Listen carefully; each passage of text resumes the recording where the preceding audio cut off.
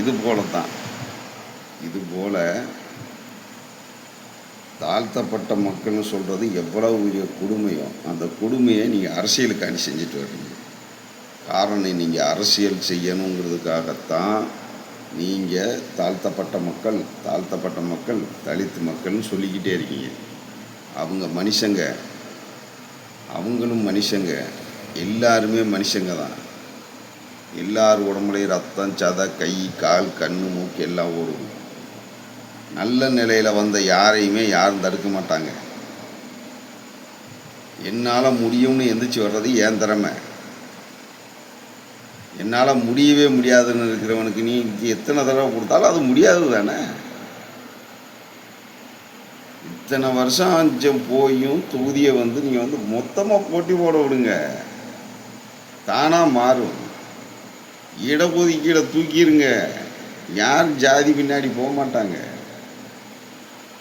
ஏன்னா இப்போ எல்லாருமே அந்த ஜாதிங்கிறது தனக்கு ஏதாச்சும் கிடைக்குங்கிறதுக்காண்டி வச்சுருக்காங்களே ஒழிய விருப்பப்பட்டு யார் வைக்கலை. செய்ய நல்ல நிலையில் நல்லபடியாக படித்து எத்தனையோ பேர் எல்லா ஜாதியிலையும் வேலை கிடைக்காம தெருவாக சுற்றுறாங்க. அது இந்த ஜாதி தான் இல்லை, அப்படி படித்து வேலை கிடைக்காம தெருவாக நல்ல இதோடு உள்ளவங்க வெளியில் சுற்றும்போது நீங்கள் சொல்கிற இடஒதுக்கீடு யாருக்கு பயன்படுதுன்னா, ஏற்கனவே பணக்காரனானவன் காசை கொடுத்து அதே இடஒதுக்கீடில் உள்ளுக்கு போயிடுறான். அப்போ ஏழையாக தானே இருக்கான். எங்கேயோ 1-2 வந்துட்டானா உடனே அதை ஃபோட்டோ போட்டு காட்டுறவங்க மொத்த ரெக்கார்டை எடுங்க. இப்போ வரைக்கும் அந்த லிஸ்ட்டை பூராத்தி எடுங்க பார்ப்போம். எத்தனை ஏழைகள் மேலே ஏறி போயிருக்காங்கன்னு பார்ப்போம். உங்கள் இடம் ஒதுக்கீடு அதுக்கு எவ்வளவு லஞ்சம் கேட்குறீங்க? இடஒதுக்கீடுனால்தான் அவர்கள் வருகிறார்கள். பிறகு எதுக்கு லஞ்சம் வாங்குற? பிறகு எதுக்கு சீட்டுக்கு எவ்வளோன்னு வாங்குற? சத்தனவா 5 லட்சம், அமைப்பாளராக 7 லட்சம். என்னதுக்கு இது இந்த காசு?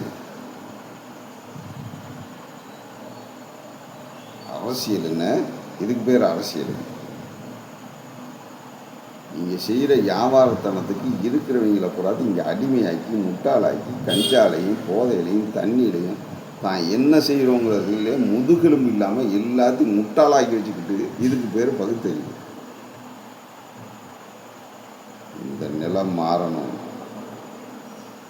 இப்போ விழுந்திருக்கிறது அடி, பின்னாடி எப்படி வேணாலும் மாறும்.